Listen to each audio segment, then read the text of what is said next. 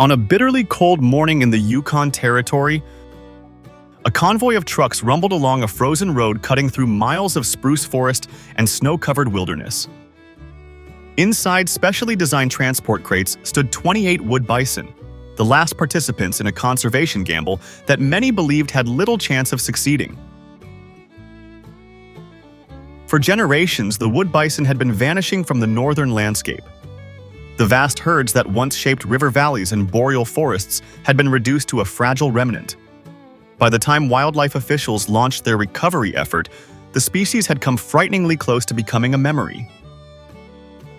When the crate doors finally swung open, the animals hesitated for only a moment before stepping into a landscape their ancestors had not occupied in over a century.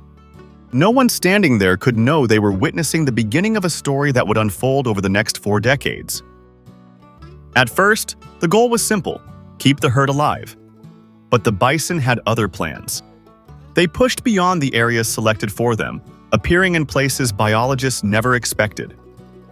They crossed waterways marked as natural limits to their expansion and established themselves across habitats stretching far beyond the original release site. As their numbers grew, subtle changes began appearing throughout the ecosystem, suggesting the return of a species capable of reshaping an entire landscape.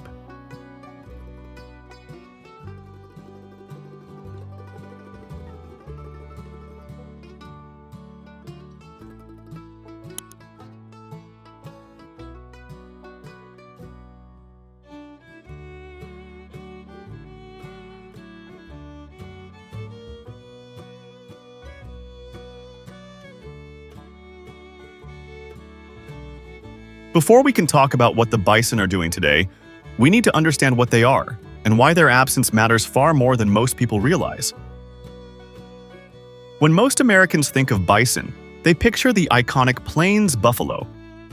The wood bison is something else entirely. Its larger, rougher-built northern cousin, and genuinely staggering in scale. A mature bull can top 2,000 pounds and stand close to 6 feet at the shoulder, making it the heaviest land animal on the North American continent. In deep winter, wood bison use that enormous head and hump like a plow, sweeping aside snowdrifts several feet deep to reach frozen grasses beneath. They are built to endure conditions that would kill most other creatures. But size is the least interesting thing about them. Wood bison are what biologists call ecosystem engineers. As they graze, they crop meadow grasses low, preventing tall vegetation from crowding out more diverse plant communities beneath. Their hooves churn riverbanks and floodplains, creating conditions where new vegetation can take hold. When bison roll in the dirt, they excavate shallow depressions that fill with rainwater and gradually become small wetlands, breeding habitat for frogs, salamanders, and insects with nowhere else to go in an otherwise dry boreal landscape.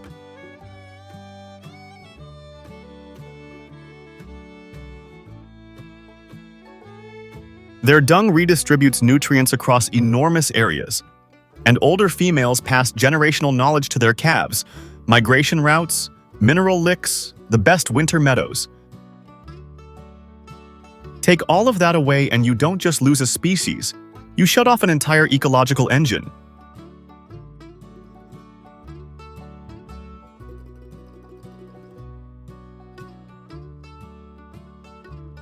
That engine was shut off deliberately, or at least carelessly.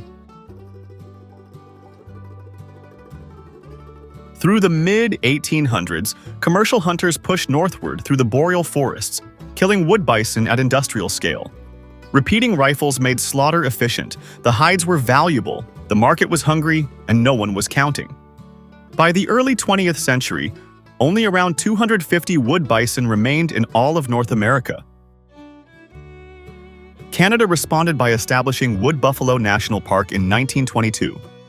But then, in one of the more consequential errors in North American conservation history, wildlife managers introduced thousands of plains bison into the same park.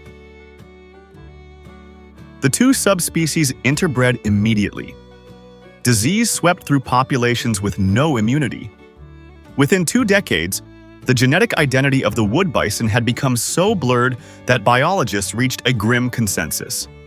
The pure wood bison was effectively extinct. For more than a decade, that conclusion held. Then came the lucky afternoon that changed everything. In the spring of 1957, a Canadian Wildlife Service researcher named Gerald Fenn was conducting a routine aerial survey over a remote corner of Wood Buffalo National Park when he spotted something below that made him circle back. A herd of roughly 200 bison, isolated from the hybrid populations by more than 100 kilometers of roadless wilderness.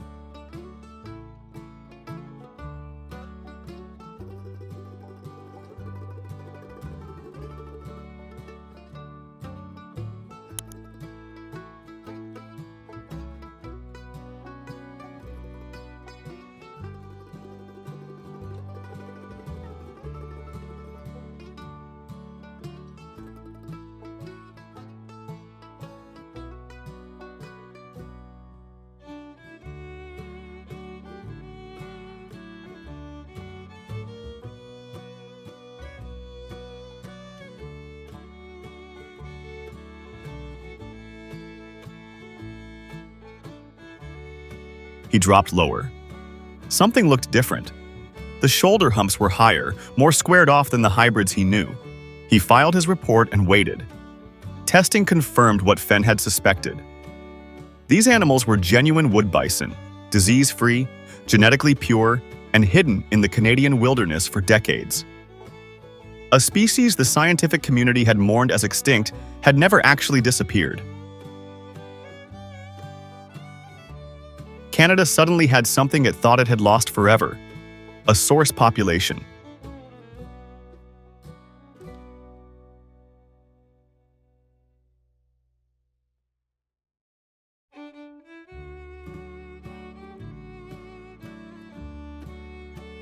What followed was patient, deliberate work, the kind that rarely makes headlines but determines whether a species lives or dies.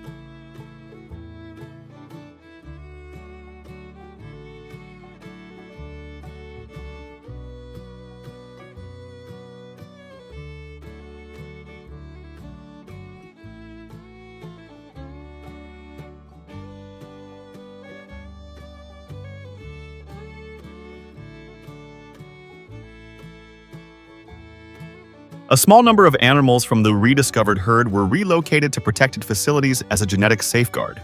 The most critical managed herd was established at Elk Island National Park in Alberta, where wildlife managers monitored breeding, tracked genetics, and slowly grew the population under controlled conditions.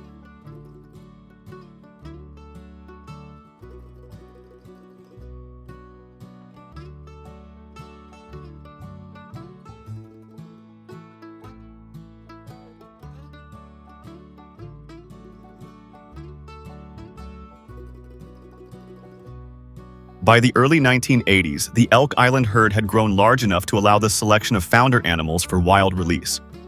The site chosen was the Pelly River Valley in the Yukon: open meadows, river flats, mineral licks, and the kind of habitat wood bison had used for thousands of years.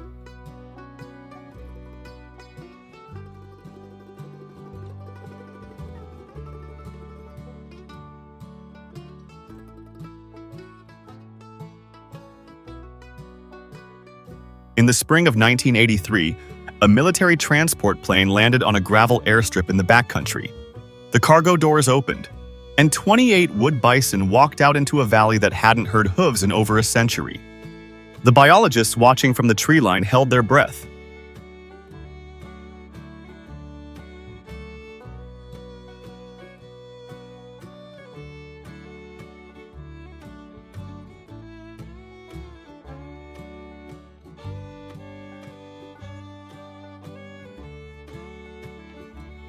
The bison didn't seem to need much time to remember what to do. Within months, researchers documented extensive ecological activity across the Pelly River flats. The animals grazed intensively, trimming meadow grasses low and opening the ground beneath. They wallowed near the river, creating depressions that collected water before the first fall rain. They moved along the floodplains with what looked, to watching biologists, almost like familiarity.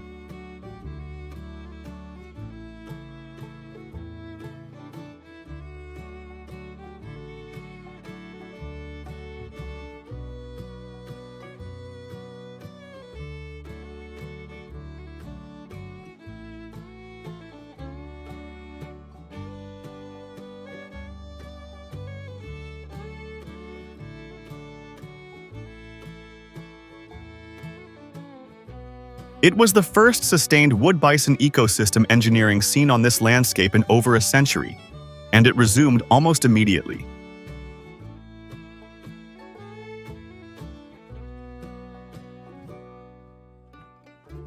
Supplemental releases from Elk Island eventually brought the total founder count to 99. Local Diné communities, who carried oral histories of the bison's presence in the region, watched the recovery with wonder and recognition. The herd faced real threats: anthrax outbreaks, wolf predation, brutal winters that suppressed reproduction for entire seasons. But the population kept growing.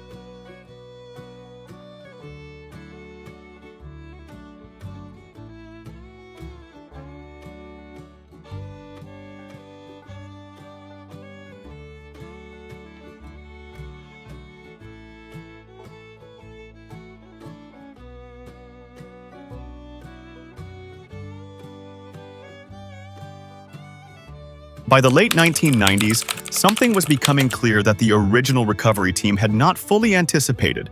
The Pelly River Valley was no longer enough to contain what they had started. The herd had grown well beyond the boundaries managers had assumed it would occupy. Wildlife officials, recognizing that a single population in a single valley was not a stable long-term strategy, began establishing additional herds in the southern Yukon, the Mackenzie watershed, and remote areas near the British Columbia border, creating redundancy against the kind of catastrophe that had nearly erased the subspecies in the first place.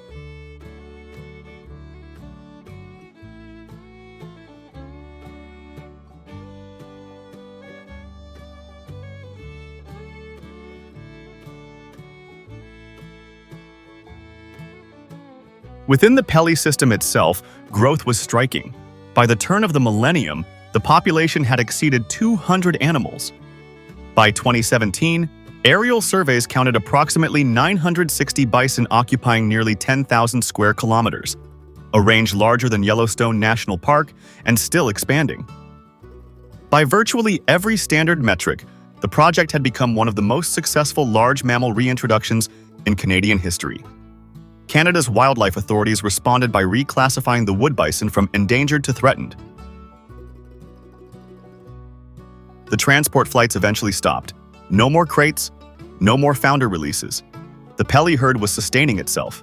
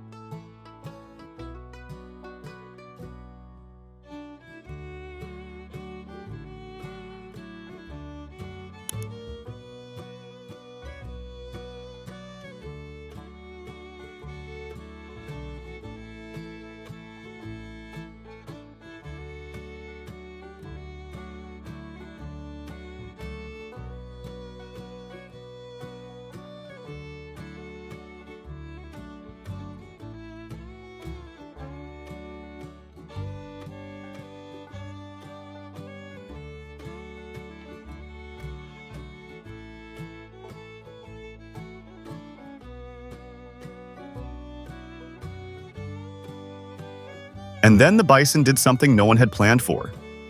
Over the years following the original release, animals began showing up in places wildlife managers had never designated as fawn habitat, places they had never scouted, never expected bison to reach.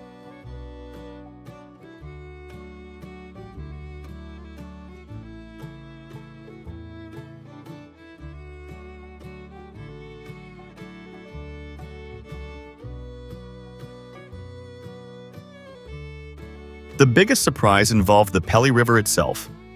When the recovery program was designed, the wide, cold river had been treated as a natural barrier defining the western edge of the herd's range.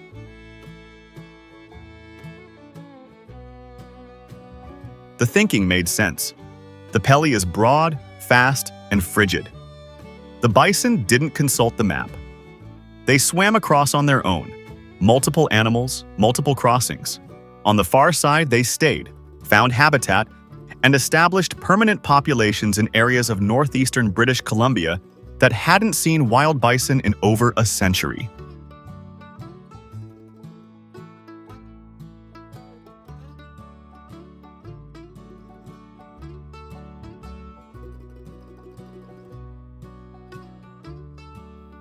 The descendants of those 28 founder animals now occupy territory across 3 Canadian jurisdictions.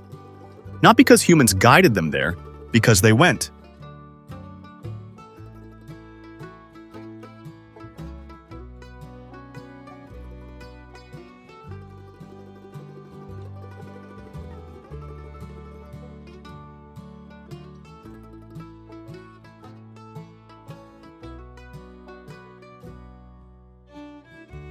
The geographical expansion was only half of the story. For more than a century, boreal landscapes across the northern Yukon had been quietly changing in the bison's absence. Meadows that had once been open and diverse gradually filled in as shrubs and young trees moved into the gaps. Old wallows disappeared. Nutrient cycling slowed. The soils and plant communities became different, and so gradually that by the time researchers arrived, the altered landscape looked like the natural state of things.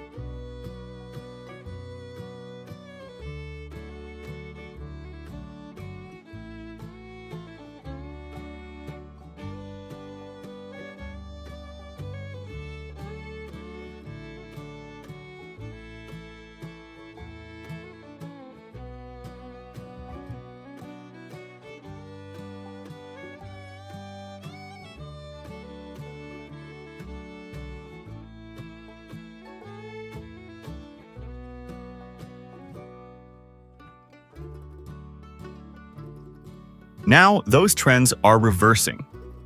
Along the Pelly Corridor and the river systems the bison have colonized, meadows are being kept open again. Wallows are collecting water. Amphibians are returning to small wetlands that had been dry depressions for decades, and the insects that depend on those wetlands are returning with them. The broader science supports what is happening here. A 2022 study published in PNAS found that reintroducing bison to Kansas prairie nearly doubled native plant diversity. That research involved plains bison on grassland, but the underlying principle is the same. Large grazers don't just live in ecosystems. They shape them. They maintain conditions that no other force can replicate.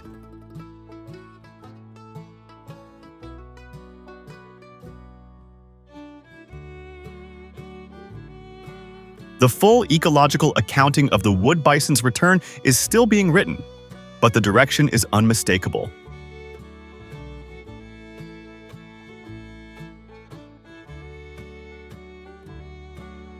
There is one more dimension to this story that has nothing to do with ecology, and everything to do with what it means to lose something and then find it again.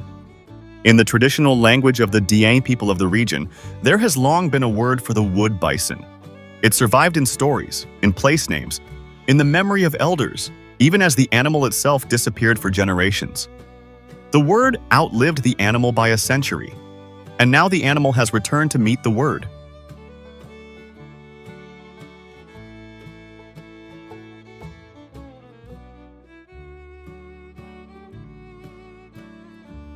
That cultural restoration, running alongside the ecological one, is not a footnote.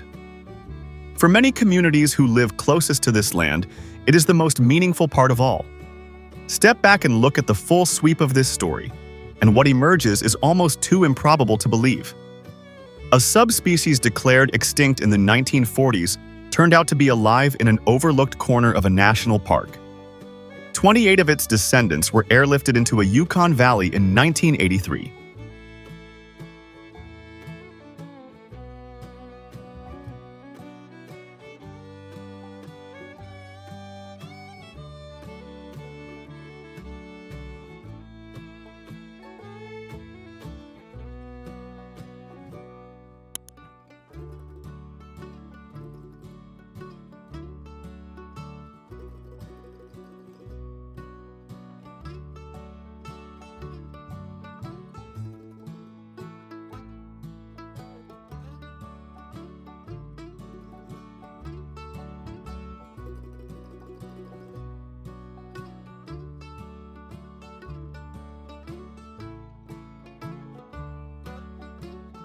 "40 years later, their offspring occupy thousands of square kilometers across 3 Canadian jurisdictions, not because humans guided them there, but because the animals chose to go.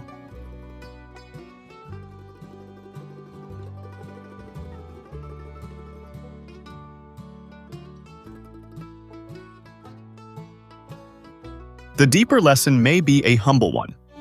Humans did not restore that valley.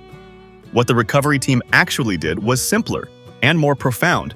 They returned the animal that knew how to do it. And then they stepped aside.